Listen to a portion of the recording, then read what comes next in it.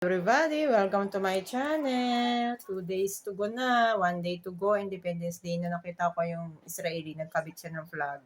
May sira yung dulo ng flag niya. Awang-awa naman ako.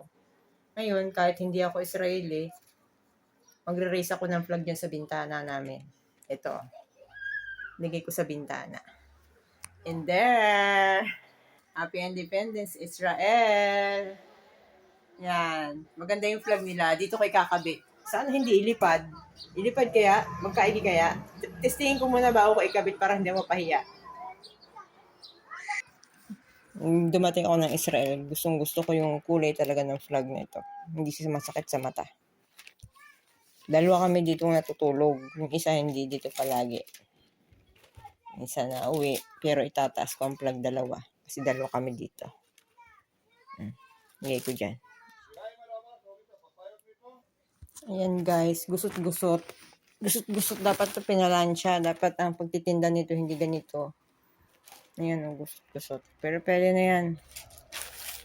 Pag pinalansya kasi baka masunog. Para siyang plastic. Maganda ang pagka, niya. Ayan, dalawa. Happy Independence Day, Israel.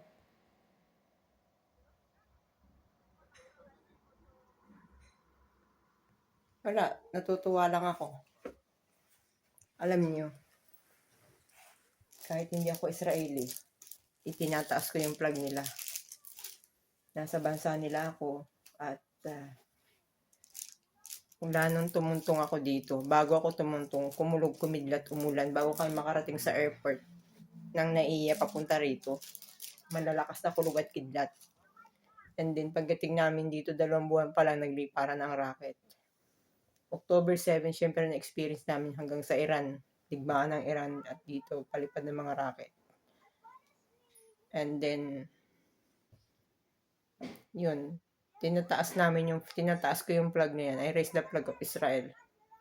Habang pinapanood ko yung sa YouTube about the Independence Day, napaiyak ako. Nakita kasi yung sa October 7. October 7. Diba? Kayo, anong masasabi nyo? Bye-bye. See you tomorrow and the other day. Let's celebrate Independence Day. Mag-outfit ako. Charot.